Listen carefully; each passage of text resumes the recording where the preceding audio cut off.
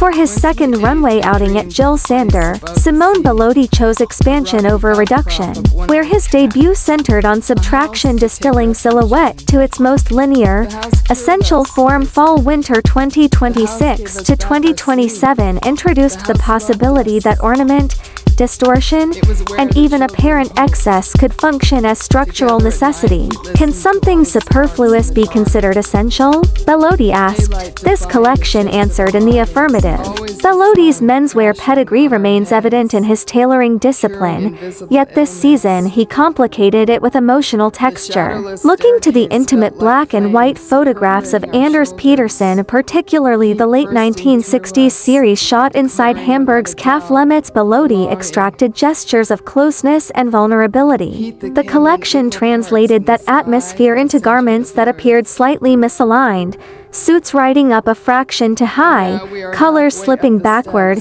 shoulders detached as if the clothing were resisting its own containment. The resulting silhouettes were charged with tension. Banana jackets and coats curved subtly around the torso, embracing the body when buttoned yet maintaining a sense of asymmetry. Skirts unpeeled at the waistband, partially released as though paused mid-undress. High slits cut into coat backs and seams spliced open to reveal flashes of white stocking thigh. These gestures were less overtly seductive than intellectually provocative, cool rather than coquettish. Much of the drama occurred at the back. Dresses spilling off the shoulders were anchored by bustier constructions beneath, exposing the mechanics of control behind apparent ease. Simple white tacking stitches held pieces in place, a detail at once austere and suggestive. In Bellotti's vocabulary, construction becomes narrative. The visible seam is both technical device and coded intimacy. Color and fabrication extended the dialogue between rigor and desire. The precise lines and unexpected material pairings that marked his debut remained, but here they were disrupted by ruffles running down trouser legs and skirts provocatively sliced at their seams. The effect was one of deliberate imbalance, a wardrobe caught between restraint and release. Footwear signaled a strategic dimension to Bellotti's vision. Having established credibility in shoe design during his tenure at Bally, he appears intent on building a robust accessories proposition. Pre-dirtied tan suede boots with a cowboy inflection evoked the nocturnal grit of Café Lehmitz. Stretch scuba shoes surfaced in multiple showroom iterations, including iridescent lurex. Most striking were the so-called Hitchcock pumps, recalling Tippy Hedren, and the birds spliced at the back in dialogue with the collection's seam interventions. Sensuality, here, is engineered rather than decorative. Jil Sander once compared her collections to drinks: water one season, red wine another. Bellotti likened this offering to the olive in a martini, an addition that perfects rather than overwhelms. It is an apt metaphor. Beneath the controlled provocation lies formidable tailoring infrastructure. At Milano Fashion Week FW26, Bellotti proposed a recalibration of the house, purity not as denial of ornament, but as the precise calibration of when and where to let it in. A sexy Jil Sander, yes, but one defined by nuance, intellect, and structural authority.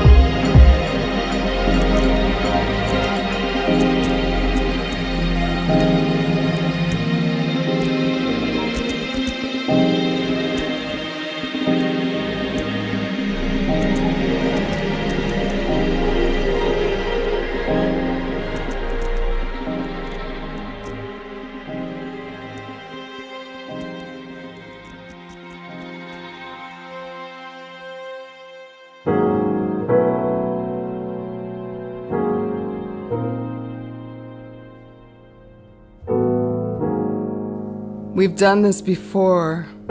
We've snuck out at night, runaway teenagers, dangerous rides, vagrant and unmoored, but trusting. We've stared at the drained buildings in the lonely cities. Every morning, people left for the office and we sat alone and listened to the hissing radiators.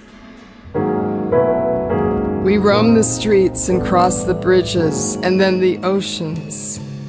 We took trains and rides from strangers, only to be home again. And now that the last harness is dropped and the body loosens, escape and return are the same. We didn't know roots could pull themselves free. The house is bought, the house is sold. The foundation's defiant, the parents defiant. And who will be seduced by those rocks now? Our arms will flail in someone else's sky. So spread me in the water, spread me in the breeze, a flying woman, until this last warmth disappears.